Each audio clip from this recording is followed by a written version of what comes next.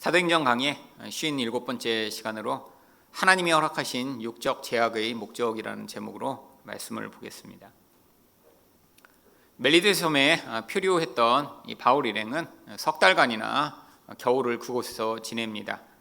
그리고 1절 말씀을 보시면 석 달 후에 그 섬에서 과동한 알렉산드리아 배를 우리가 타고 떠나니, 이 과동했다는 건 겨울을 지냈다라고 하는 뜻이죠. 겨울 동안 배가 움직일 수 없었기 때문에 이제 2월경까지 그들이 곳에 머물다가 드디어 출항을 한 것입니다. 그래서 이제 이곳저곳을 계속 들르다가 16절에서 드디어 로마에 가게 되죠. 16절 말씀입니다. 우리가 로마에 들어가니 바울은 자기를 지키는 한 군사와 함께 따로 있게 허락하더라. 지금 로마에 갔지만 이 바울이 죄수인 몸으로 간 것이죠. 아직 가이사로부터 이 재판을 받지 않았기 때문에 미결수였고, 하지만 이런 흉악한 범죄를 저지른 다른 죄수들과는 달리 쇠사슬에 매었지만 셋집에서 사람들을 자유롭게 만날 수 있는 그런 자유 정도는 허락을 받고 있었습니다. 그런데 여기서 의문이 들죠. 아니, 하나님이 역사하셔서 이 바울을 자유케 하실 수 있었는데 얼마든지 자유 있는 몸으로 로마에 가서 복음을 전할 수도 있었는데 왜 이렇게 죄인의 몸으로 사슬에 매인 채로 이렇게 육적인 제약을 받은 채로 하나님이 이 로마에 가게 하신 것일까요? 오늘은 이 말씀을 통해 하나님이 허락하신 육적 제약의 목적이 무엇인가를 살펴보고자 하는데요.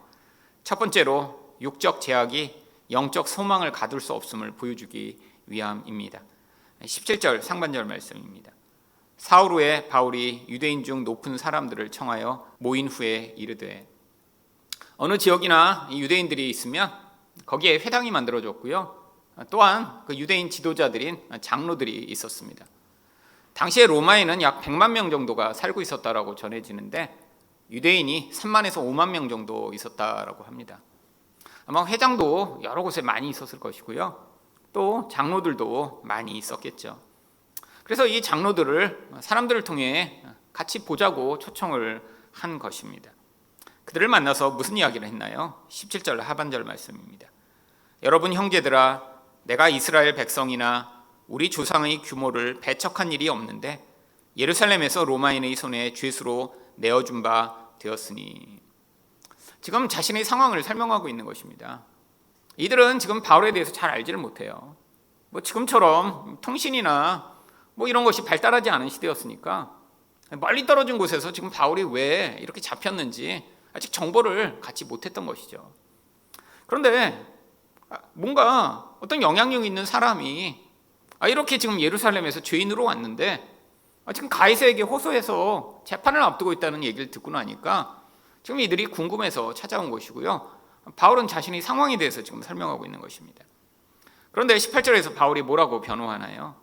로마인은 나를 신문하여 죽일 죄목이 없으므로 놓으려 하였으나. 지금 자신이 죄수로 이렇게 지금 잡힐 그런 근거는 없는 무죄한 자라고 먼저 이야기를 합니다. 왜 이야기를 했을까요? 저는 무슨 심각한 죄를 저지르고 온 거 아니야? 이런 선입견을 가지고 있으면 이후에 바울이 무슨 얘기를 해도 듣지 않을 테니까요. 그래서 나는 원래 무죄한 자야. 법적으로는 지금 내가 여기에 설 이유가 없어라고 먼저 설명을 한 것이죠.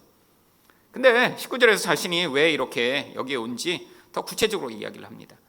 유대인들이 반대하기로 내가 마지못하여 가이사에게 호소하며 내 민족을 송사하려는 것이 아니로다. 로마인의 법정에서는 무죄를 이렇게 받을 수 있었지만 지금 유대인들이 이 바울을 계속해서 죄가 있다고 주장하니까 자신이 어쩔 수 없이 유대인을 고발하려고 하는 게 아니라 이 가이사의 최종 권위에 의해 무죄를 받고자 이 로마 법정에 호소한 것이다라고 이야기를 한 것입니다. 그래서 이 사람들에게 먼저 무슨 이야기를 한 거죠? 나는 원래 죄인이 아닌데 여기 온 것이다라는 것을 이야기한 뒤에 이 바울이 진짜 하고 싶었던 얘기는 20절 말씀입니다. 이러함으로 이스라엘의 소망을 인하여 내가 이 쇠사슬에 매인 바 되었노라. 자기가 쇠사슬에 매인 이유가 이스라엘의 소망 때문이래요. 그러니까 이 이스라엘의 소망이 자기가 이 매인 것 이거 아무런 그런 문제가 없이 만들 수 있다는 것이죠. 도대체 이스라엘의 소망이 무엇이길래 이렇게 죄인의 신분으로 쇠사슬에 매인 게 괜찮다라고 하는 것일까요? 이스라엘의 소망에 대해서는 이미 바울이 이 사도행전에서 여러 차례 이야기를 했습니다. 24장 15절을 보시면 저희 기다리는 바 하나님께 향한 소망을 나도 가졌으니 곧 의인과 악인의 부활이 있으리라 함이라. 여러분, 이 바울이 최종적으로 바라보고 있는 소망이 무엇인가요? 자기가 이 옥에서 자유롭게 되거나 자기가 건강하게 되거나 문제가 해결되는 것이 그의 소망이 아니었습니다. 바로 의인과 악인의 부활을 그가 소망으로 가지고 있다는 것이죠. 여러분, 의인과 악인이 언제 부활하나요? 바로 예수님이 다시 오시고 이 땅에 하나님 나라가 완성될 때, 그때 의인과 악인이 부활합니다. 의인이 부활한다는 건 영원한 생명을 얻게 되는 바로 그 둘째 부활을 얘기하는 것이고요. 이 악인이 부활하는 건 이제 영원한 심판으로 가게 될 그 심판이 내려지는 그 결과를 얘기하는 거죠. 근데 이 두 가지는 한 가지입니다. 여러분, 모든 것들이 이 구원이 완성되면, 이 악인이 이렇게 완전한 심판을 받지 않으면 구원은 완성된 게 아니에요. 여러분, 구원이 완성됐는데 악인들이 여전히 살아서 자기 이 죄악을 여전히 확산하며 세상에 악을 퍼뜨리고 있다면 이게 어떻게 완전한 구원일까요? 여러분, 그러니까 이 구원과 심판은 동시에 일어나야 합니다. 그래서 성경은 이 새로운 부활에 대해 이와 같이 이야기를 하죠. 요한계시록 20장 6절 말씀입니다.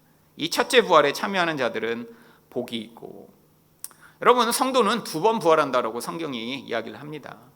물론 이 첫째 부활은 예수님을 믿어서 우리 안에서 죽은 자처럼 살던 우리가 새로운 영적 생명을 가져 새 사람이 태어난 것을 첫째 부활이라고 이야기를 하는 것이죠. 그런데 또 뭐가 있다고 이야기하나요? 거룩하도다 둘째 사망이 그들을 다스리는 권세가 없고. 이 둘째 사망은 영원한 죽음을 얘기하는데 바로 마지막 심판이 임함으로 말미암아 하나님과 완전히 단절된 그 죽음을 둘째 사망이라고 이야기를 하는 것입니다. 그러니까 성도는 바로 그 심판대 앞에서 이제 하나님과 영원히 함께하게 될 바로 그 하나님 나라가 완성된 자리에 서게 될 때, 그때 둘째 부활을 얻게 되는 것이죠. 근데 성도는 어떻대요? 둘째 부활이 그들을 다스리는 권세가 없고 도리어 그들이 하나님과 그리스도의 제사장이 되어 1000년 동안 그리스도와 더불어 왕노릇하리라. 여기 나와 있는 이 1000년은 바로 장구한 세월을 이야기합니다. 하나님 나라가 완성될 때까지 이렇게 우리 안에서 첫째 부활, 새로운 생명을 얻은 하나님 백성들은 세상 가운데 예수와 함께 통치하는 그 놀라운 왕권을 행사하는 자리에 서게 된다는 것이죠. 바로 그게 그리스도인들의 사명입니다. 지금 바울도 쇠사슬에 매여 있지만 바로 그리스도와 더불어 왕권을 행사하고 있는 거예요. 어떤 왕권이요? 바로 자기가 희생하고 섬기고 죽어서 다른 사람들에게 복음을 전하고 하나님 나라를 확장하는 그 왕권이요. 여러분, 지금 이 바울은 자기는 육적 쇠사슬에 매인 이런 제약된 상황이었지만 그는 이 이스라엘의 소망을 위해 지금 그 자리에 있다라고 이야기를 합니다. 이게 바로 성도를 절대 가둘 수 없는 바로 하나님 나라의 능력이며 영적 소망의 힘이죠. 여러분, 모든 성도들도 바울처럼 이런 육적 한계를 가지고 있습니다. 여러분, 이게 우리가 선택해서 그런 삶을 사는 건 아니죠. 어떤 사람이 이런 제약이 있고 한계가 있는 삶을 살고 싶을까요? 근데 태어나 보니까 그런 유전과 그런 환경 가운데 우리는 다 태어나게 됩니다. 여러분, 만약에 여러분이 능력이 정말 많다면 얼마나 많은 것들을 바꾸고 싶으세요? 저도 어려서부터 그런 생각 많이 했습니다. 저는 특별히 중고등학교 때 여러 가지를 제 인생에서 바꾸고 싶었어요. 가장 먼저 바꾸고 싶었던 건 바로 먼저 키였습니다. 키. 그래서 그때 기도도 많이 했어요. 성경에 나오잖아요. 염려한다고 한자 하나 더 크게 할 수 있겠냐? 그러니까 제가 그때 하나님, 저 염려하지 않고 믿겠습니다. 근데 여러분, 기도한다고 키가 커지나요? 거기서 멈춰버렸죠. 여러분, 근데 그것만 한계인가요? 얼마나 많은 한계들이 있었는지 모릅니다. 맨날 아파서 고통하고. 여러분, 그냥 유전을 그렇게 가지고 태어났어요. 저희 아버지는 정말 너무 건강하시고, 진짜 제가 옛날에 제 나이 때의 저희 아버지의 모습을 보면 정말 철인이셨어요. 철인. 막 알통도 막 이만하게 튀어나오고 막. 근데 저는 저희 어머니 쪽 유전을 받았나 봐요. 어머니랑 똑같이 아프고 똑같이 머리 하얗게 되고 똑같이 혈압 높고 똑같이 예민하고 유전이 그렇게 온 거죠. 제가 선택했나요? 아닌데 물려받아서 그게 저를 너무너무 고통하게 만들었습니다. 또 제 안에 열망이 많았어요. 특히 단순히 똑똑하고 싶은 열망, 그걸 넘어서 언어를 잘하고 싶은 열망이 너무 많았어요. 근데 지금 돌아보니까 언어를 요 정도 한 것도 감사해요. 왜냐하면 제가 아마 언어에 능력이 많았으면 예배 시간에 사투리 엄청 쓰면 여러분 웃기려고 했을 텐데 아내가 그러더라고요. 사투리 못해서 다행이라고. 그 쓸데없는 이런저런 사투리 해갖고 사람들 괜히 웃기려고 하지 않아서. 아직도 저는 전라도와 경상도 사투리를 구분을 잘 못합니다. 얼마나 이게 언어 감각이 없으면 그렇겠어요. 여러분, 제 안에 너무나 많은 한계를 가지고 태어났죠. 근데 여러분, 그 한계가 저를 무너뜨리게 만들고 실패하게 만들고 저주받는 인생이 되게 만든 것이 아닙니다. 여러분, 바울도 마찬가지예요. 엄청난 많은 한계가 그 인생 가운데 있었죠. 근데 여러분, 하나님 백성의 인생 가운데 주어진 이런 한계와 제약은 그것으로 네가 얼마나 힘든 인생을 사는지를 보아라라고 하는 것이 아닙니다. 여러분, 살면서 이게 없었으면 좋겠다, 이런 인생 바뀌었으면 좋겠다, 여러분 이런 생각 얼마나 많이 하시나요? 여러분, 인생 가운데 있는 이 많은 건강의 제약들, 지식의 제약, 능력의 제약, 정말 물질의 제약, 여러분을 얼가매고 고통하게 하는 경우 얼마나 많이 있나요? 나는 좀 괜찮은 것 같은데 나와 가까이 있는 사람들이 여러분을 얼가매고 정말 움직이지 못하게 만드는 것처럼 여러분 붙들고 있는 경우들도 얼마나 많이 있나요? 제약이죠. 내게 유익이 될 줄 알고 배우자를 선택했는데 그 배우자로 말미암아 정말 너무너무 더 많은 짐을 지고 건너가는 것처럼 힘들 때 있지 않나요? 예전에 제가 저희 후배가 이제 대학부에서, 후배가 아니라 제자들이죠, 대학부에서 만나 결혼했어요. 근데 제가 사귈 때 둘이 이렇게 안 맞을 것 같은 거예요. 딱 기질을 이렇게 오랫동안 봤으니까. 그래갖고 둘이 사귄다고 그럴 때, 야 너네들 그 별로 잘 안 맞을 것 같은데, 이렇게 약간 부정적인 얘기했더니 되게 화를 낸 거예요, 얘네들이. 무조건 잘 될 거 이렇게 써야 되는데 저도 이렇게 좀 약간 튀잖아요. 그래갖고 너무 객관적인 얘기를 조금 해준 거예요. 조금 너네가 약간, 그랬더니 이제 되게 기분 나빠하더라고요. 그래서 저는 결혼 안 할 줄 알았어요. 둘이 너무 이제 그 부딪히는 부분들이 있으니까 얘네들이 분명히 사귀다가 깨지겠지. 근데 또 결혼하더라고요. 그래서 잘 살까? 역시나 연애할 땐 불처럼 했지만 결혼하니까 현실을 살아야 되니까 이제 너무 고통스러운 거예요. 그러니까 그전엔 제가 좀 나쁜 말 했다고 저한테 연락도 안 하고 그러다가 제가 미국에 있는데 저한테 메일을 보냈습니다. 목사님, 결혼했는데 움직이지 않는 죽은 팔다리가 더 생긴 것 같아요. 그렇게 메일을 쓴 거예요.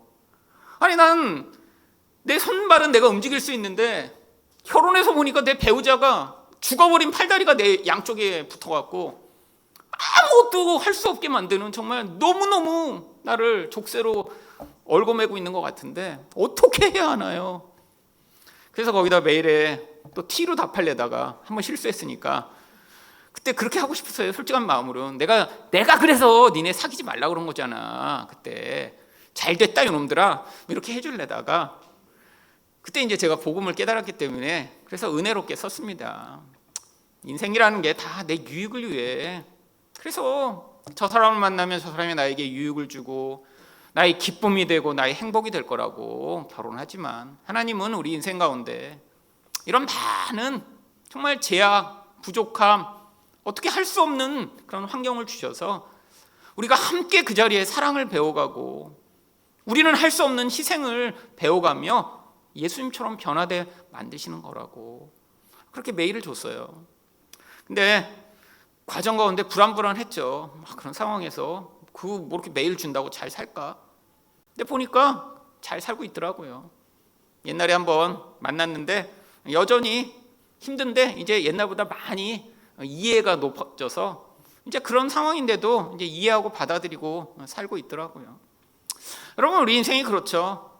우리는 다 내가 연약하니까 더 좋은 걸 얻기를 원합니다. 아니 내 자식이 나보다 더 탁월했으면 좋겠고요. 아니 그래서 내가 손대지 않고 나를 힘들게 만드는 게 아니라 내 배우자나 내 자식이나 내 부모나 다 나의 유익이 되기를 원하죠. 여러분, 근데 이 근원 안에 뭐가 있나요? 지극한 이기성이 자리하고 있죠. 여러분, 여기서부터 모든 문제가 발생하는 것입니다. 여러분, 이번 주에도 어떤 90세 된 할머니가 자녀 둘한테 살해당하셨더라고요.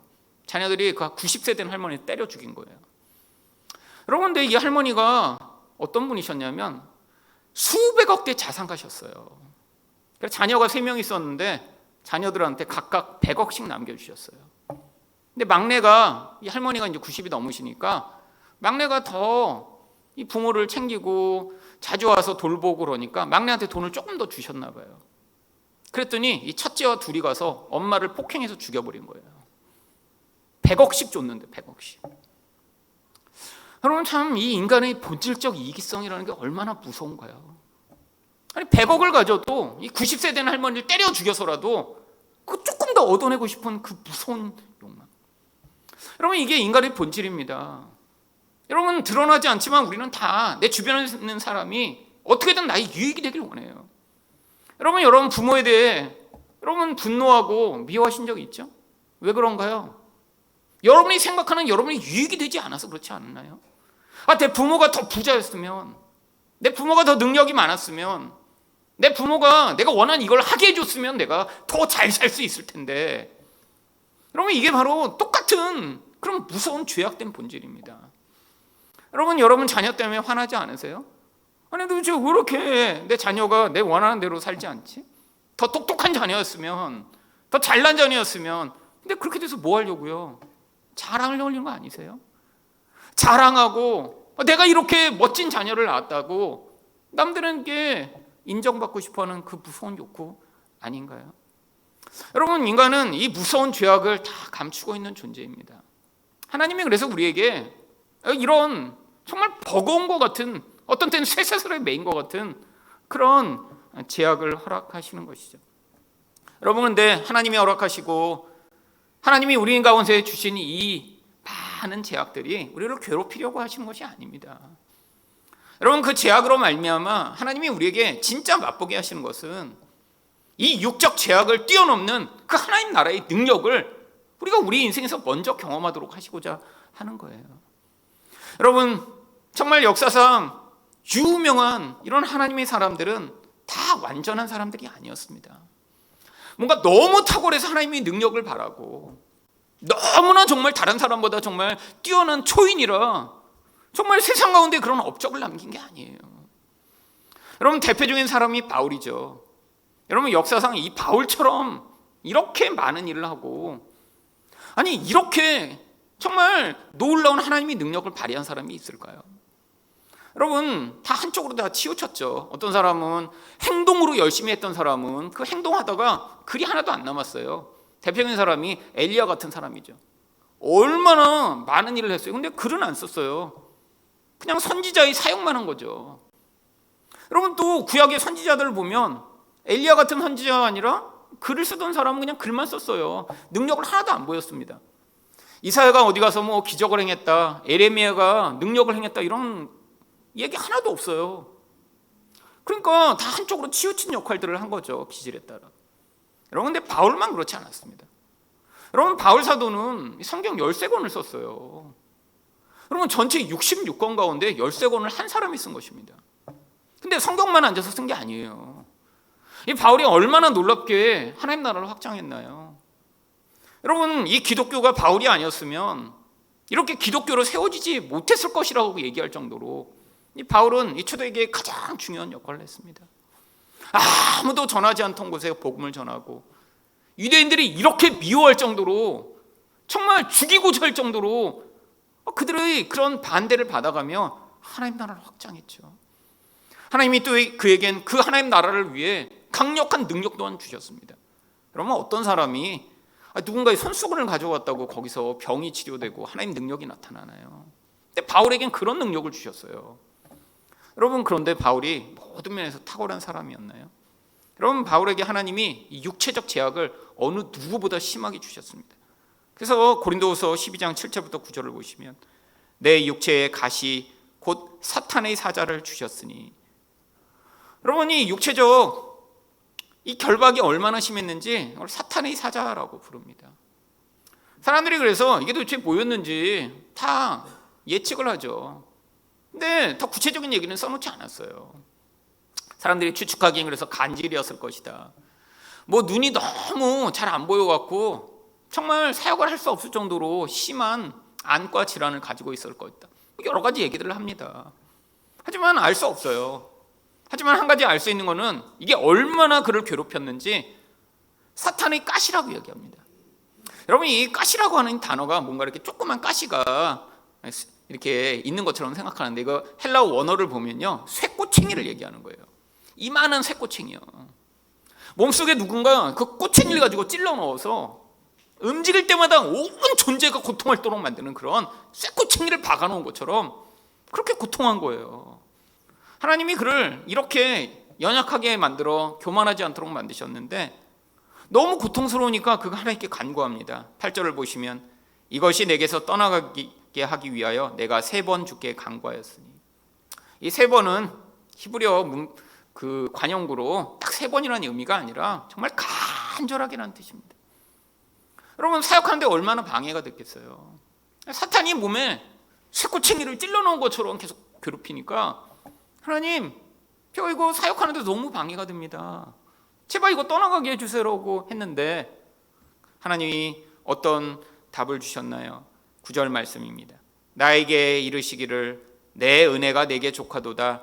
이는 내 능력이 약한 데서 온전하여짐이라 하신지라.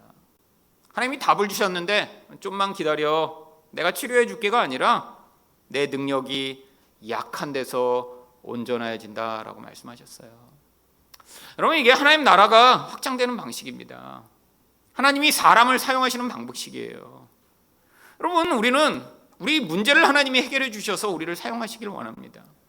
여러분, 우리는 얼마나 죄악과 문제가 많은 사람들인가요? 대부분의 기도는 어떤 기도를 우리가 하나요? 하나님, 이거 바꿔주세요.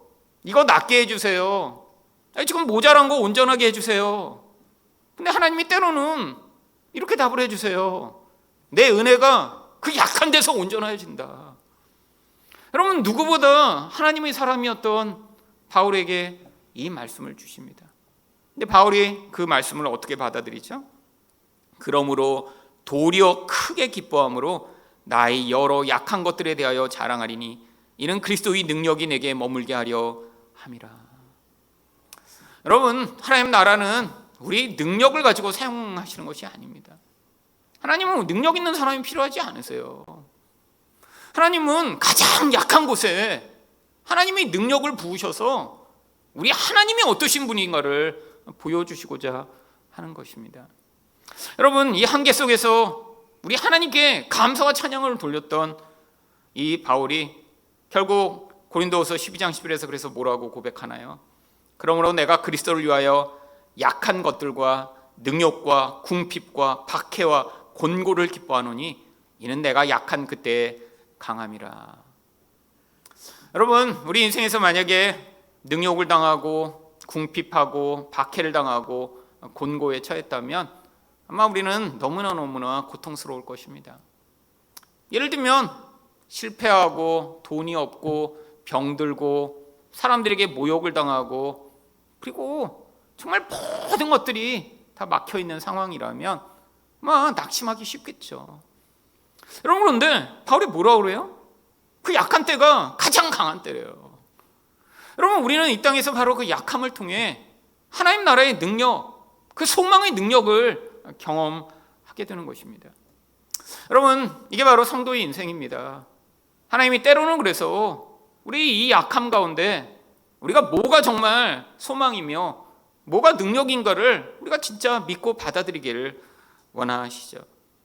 여러분, 제 인생 가운데도 그 수없이 많은 약함들이 아니었다면 아마 저는 기도하지 않았을 것이고요. 그리고 하나님을 온전히 믿지 못했겠죠. 여러분, 사실 제 인생에서 가장 저를 괴롭혔던 많은 것들 가운데 정말 이 육신적 연약함은 제가 정말 어릴 때부터 나이 들 때까지 끊임없이 저를 쫓아다녔던 그런 저희 족쇄와 같은 것이었습니다. 여러분 예전에도 말씀드렸지만 뭐 저희 어머니 쪽 비슷하게 태어났으니까 그게 어려서부터는 저한테 경기로 아주 심하게 왔었어요. 초등학교 때 정말 또 제가 여러 번 학교에서 쓰러졌다고 하는데 저는 딱 한 번만 기억납니다. 딱 한 번. 어느 날 그냥 기절하는 것도 모르고 이제 양호실에서 깨어난 것만 기억나는데 엄마가 울면서 이제 그 양호실 앞에 앉아 계시고, 그래서 내가 깨어나니까 그제서야 어머니가 저를 등에다 업고 이제 소아과로 이제 뛰셨던 그날 딱 하루만 기억나요. 근데 제가 초등학교 한 3학년까지 학교에 가서 정말 여러 번 쓰러졌대요. 정말 그때부터 징후가 아주 농후했던 거죠. 근데 인생 내내 그게 여러 가지 증상과 상황들로 나타났습니다. 제가 20대 때 그래서 내가 30살까지 살지 못하겠구나 그런 생각했었어요. 그래서 내가 30살까지 살면 결혼하고 못 살면 그냥 일찍 하나님 나라에 가자. 그래서 제가 결혼을 30살에 하기로 결정을 해놓은 것입니다. 그때 20대 때 못 살까봐 30까지. 그렇잖아요. 제가 더 일찍 결혼했다가 30살에 죽으면 그거 진짜 나쁜 놈 아니에요. 결혼만 하고 죽으면. 그래서 제가 결혼은 30살에 하기로 결정을 하고 20대 초부터 정해놨습니다. 근데 그 이유가 뭐였냐면 너무너무 몸이 약하니까 그래서 죽을까 봐요. 여러분 그 약함이 제 인생을 계속 쫓아다녔는데 사실 그 약함이 미국에서도 계속됐습니다. 미국에 갔는데 이 두통이 이제 한 번씩 시작이 되는 거예요. 근데 아무 예후 증상이 없어요. 어떤 날은 아침에, 어떤 날은 오후에, 어떤 날은 자다가 갑자기 두통이 시작이 됩니다. 근데 이 두통이 어떻게 오냐면 느낌이 딱 어떤 느낌이냐면 이 뇌 안에서 갑자기 이 머리 안에서 뇌가 분리된 다음에 이 뇌가 이 뇌 벽을 막 치는 것 같은 그런 느낌이에요. 물론 그런 일은 없겠죠. 그래서 점점 막 이게 안에서 이렇게 흔들리면서 이게 막 부풀어 오르는 느낌이 드는데 그러면 그 두통이 너무너무 심해서 그냥 서 있는 채로 엉엉 울기 시작합니다. 근데 원인을 모르겠어요. 두통약 아무리 먹어도 소용이 없습니다. 근데 이제 그때는 참 미련하게 한국이었으면 어디 뭐 큰 병원이라도 갔는데 미국인데 뭐 이렇게 어디 병원을 쉽게 갈 수도 없고 그러니까 그때 뭐를 했냐면 마귀가 내 머릿속에 들어와 나를 괴롭히나 보다 이렇게 생각했어요. 왜냐하면 여기 보니까 이 사탄의 가시로 이게 쇠꼬챙이로 이 바울도 괴롭혔듯이 그래서 그때 생각했습니다. 이 바울이 혹시 쇠꼬챙이로 고통을 당하던 게 이런 병이 아니었을까? 정말 이 뇌를 막 뒤 흔들면 저를 고통하게 하는데 막 토하고 막 울고 근데 이게 마귀가 그런다고 생각이 딱 이렇게 고정이 되는 순간에 이건 내가 죽어도 마귀와 싸우다 죽어야겠구나 이런 생각이 들어서 이제 두통이 시작되면 그때부터 이제 방에 들어가 기도하기 시작했습니다. 근데 한번 두통이 시작하면 어쩌면 3일씩 가요. 그러면 막 울면서 그 두통이 떠날 때까지 기도하는 거예요. 근데 1년이 지난 다음에야 문득 아주 우연한 기회로 깨달았는데 내가 혈압이 높은가? 이런 생각이 갑자기 든 거예요. 그래갖고 그때 병원에 갔더니 엄청나게 높지는 않대요. 근데 의사가 그러는 거예요. 예민하면 그런 증상이 올 수도 있다고. 혈압약을 먹어보라는 거예요. 그래서 그때부터 혈압약을 먹었습니다. 근데 두통이 사라지지는 않았어요. 근데 그렇게 자주 오지는 않았습니다. 여러분 두통이요 최근까지도 와요. 그래서 아직도 몇 주 전에도 제가 이제 누구랑 약속을 선교사님이랑 잡았다가 갑자기 그 전날부터 두통이 시작돼서 그러면 한 2, 3일 누워 있어야 되거든요. 아무것도 못 하고. 그래서 이제 누워 있어서 이제 약속도 취소하고 못 왔는데 근데 너무 다양하게 지난 11년간 주일날은 머리가 안 아팠어요. 그 아팠으면 제가 설교도 못 하고 그냥 할 텐데 그래서 이거 진짜 영적인가? 주일만 어떻게 또 안 아프죠? 근데 지금은 옛날처럼 이렇게 자주 오지는 않습니다. 근데 여전히 찾아와요. 여러분 육체적 가시죠. 연약함이죠. 여러분 인생마다 하나님이 주신 약점이 있습니다. 근데 지금 이제 그 약점을 옛날엔 기도 많이 했죠. 하나님 막 열심히 기도하며 일단 사탄을 무찌르고 그 다음에 하나님께 하나님 제발 이 고통을 제 인생으로부터 하나님 제거해 주세요. 근데 하나님이 그 과정을 통해 제게 깨닫게 하신 게 있습니다. 정말 인생이라는 것이 어떤 땐 아무리 기도해도 해결이 안 되는 그런 약점은 하나님이 그것들을 안고 살아가게 하시며 정말 우리 인생이 얼마나 약한 존재인가를 하나님 앞에 기억하여 그때마다 예수 그리스도를 놓지 않고 붙들도록 하나님이 우리에게 주시는 은혜의 수단임을 알게 되는 것이죠. 여러분 인생 가운데는 정말 여러분이 교만하려고 할 때마다 여러분을 그 교만으로부터 내려오게 만드는 그런 제약들이 있으신가요? 아니, 여러분을 불편하게 하고 힘들게 만들고 때로는 그것 때문에 내가 정말 내 인생을 온전하게 살지 못하게 만든 것 같은 그런 약점과 연약함들이 있으신가요? 바로 그 약점에도 불구하고 하나님 나라의 소망과 능력이 여러분을 넉넉히 이기게 만드는 능력이 됨을 경험하시는 여러분 되시기를 예수 그리스도 이름으로 축원드립니다. 두 번째로 하나님이 허락하신 육적 제약의 목적은 무엇인가요? 영적으로 매인 자들의 완악함을 보여주기 위함입니다. 23절 말씀입니다. 저희가 일자를 정하고 그의 우거하는 집에 많이 오니 바울이 아침부터 저녁까지 강론하여 하나님 나라를 증거하고 모세의 율법과 선지자의 말을 가지고 예수 일로 권하더라. 너무 감사하게도 바울이 돌아다니지 않아도 사람들이 계속 그 집에 모여들게 됐어요. 그럴 수밖에 없죠. 바울은 지금 그 집을 나갈 수가 없어요. 가택 연금된 상태입니다. 쇠사슬에 매여 있어요. 그러니까 사람들이 계속 찾아오게 된 것입니다. 이것도 참 효과적이죠. 이전처럼 계속 돌아다녔으면 또 얼마나 힘들겠어요. 하나님이 이곳에 지금 사람들을 모아주신 것입니다. 그런데 이렇게 아침부터 밤까지 복음을 전했는데 사람들이 반응이 두 가지로 갈립니다. 24절 말씀입니다. 그 말을 믿는 사람도 있고 믿지 아니하는 사람도 있어. 여러분, 그런데 믿는 사람들이 많았을까요? 믿지 않는 사람들이 많았을까요? 제가 볼 때 믿는 사람은 아주 소수였고요. 대부분이 믿지 않았던 것 같습니다. 왜요? 바로 25절부터 27절에 바울이 이렇게 얘기했기 때문이죠. 서로 맞지 아니하여 흩어질 때 바울이 한 말로 일러 가로되 성령이 선지자 이사야로 너희 조상에게 말씀하신 것이 옳도다. 일렀으되 이 백성에게 가서 말하기를 너희가 듣기는 들어도 도무지 깨닫지 못하며 보기는 보아도 도무지 알지 못하는도다. 이 백성의 마음이 완악하여져서 그 귀로는 둔하게 듣고 그 눈은 감았으니 이는 눈으로 보고 귀로 듣고 마음으로 깨달아 돌아와 나의 고침을 받을까 함이라 하였으니.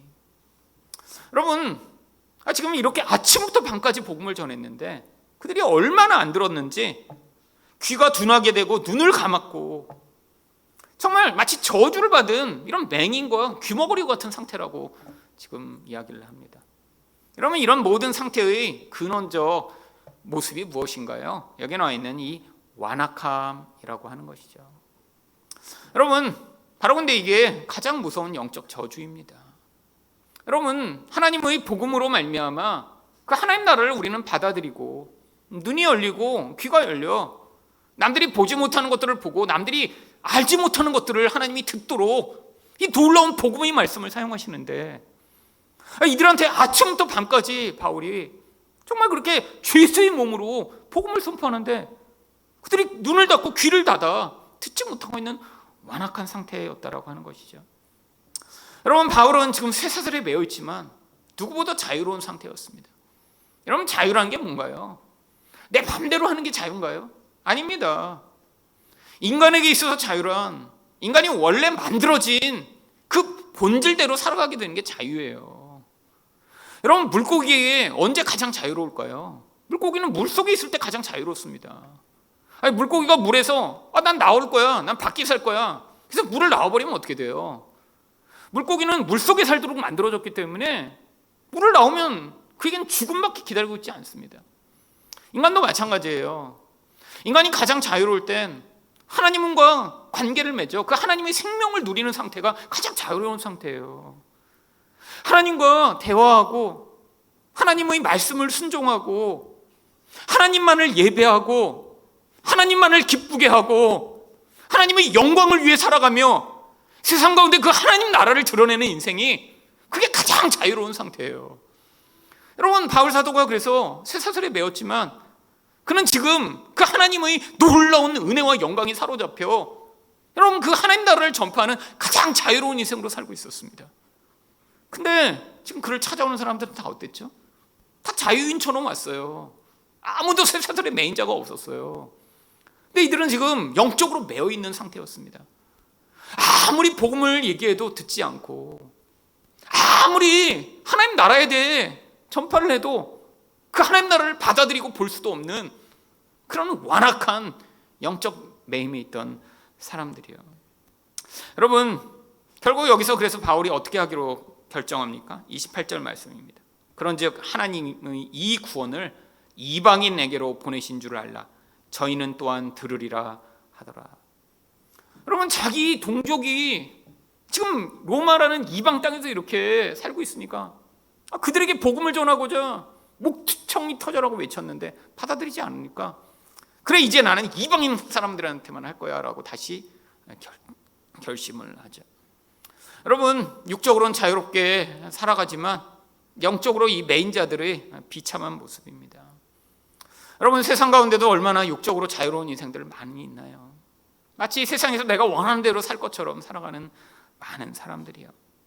여러분, 그런데 그런 육적 자유를 가지고 영적 자유를 누리지 못한다면 어쩌면 그게 가장 비참한 인생인지도 모릅니다. 여러분, 어쩌면 이 시대에 정말 한국의 어린 학생들, 정말 옛날에 비해 얼마나 더 풍요하고 자유로운 인생인가요? 제가 대학교 들어갔을 때만 해도 선배가 제일 먼저 가르쳐 준 게 뭐냐면 화염병 만드는 법 제일 먼저 가르쳐 줬습니다. 여러분, 그런 시대에 있었죠. 자유가 없죠.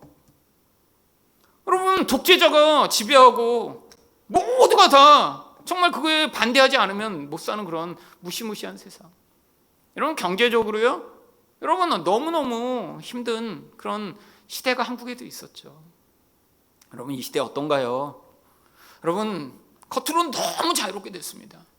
대학생이 돼도 내가 시위할까 공부할까 고민하지 않아도 돼요. 이젠 여러분, 먹고 사는 그 한 끼 때문에 내가 밥을 먹을까 굶을까 고민하지 않아도 돼요.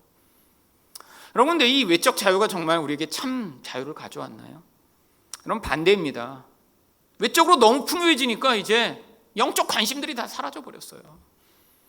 20년 전에 대학생들한테 이런 종교에 대한 관심이 있냐 그러면 10명 중에 7명이 관심이 있다고 얘기했습니다. 여러분, 똑같은 한국 대학생들한테 지금 물어보면 10명 중에 2명이나 3명 정도만 관심이 있다라고 이야기를 합니다. 변화가 뭐죠? 너무 자유롭고 너무 풍요해져서요. 여러분, 어쩌면 이게 저주인지도 모릅니다. 여러분, 너무 많은 거를 가지고 너무 좋은 거를 누리다 보니까 진짜 가치 있는 것, 진짜 중요한 것을 이제는 소홀히 하는 시대가 되어버렸죠. 여러분은 어떠신가요? 여러분, 육적 풍요, 이 세상에서의 경제적 풍요가 혹시 여러분의 유일한 관심이 더 좋은 삶을 살아가고 더 재밌는 인생을 살아가며 더 고급지고 더 좋은 것을 누리는 인생이 여러분의 목표가 된다면 어쩌면 이 유대인들처럼 눈이 멀고 귀가 먼 인생을 살고 있는지도 모르죠. 여러분, 기도하셔야 합니다. 하나님, 이 어두워진 눈을 열 수 있게 저에게 긍휼을 베풀어 주시옵소서. 하나님, 이 막히가 열린 귀가 열려서 하나님 나라의 말씀이 무엇보다 더 선명하게 들릴 수 있도록 은혜를 베풀어 주셔서 하나님이 제 인생 가운데 주신 목적, 하나님 나라를 확장하고 예수 믿는 사람처럼 살며 온 세상에 예수 그리스도처럼 참된 사랑을 드러내는 인생 되게 해달라고 여러분 기도하셔야 합니다.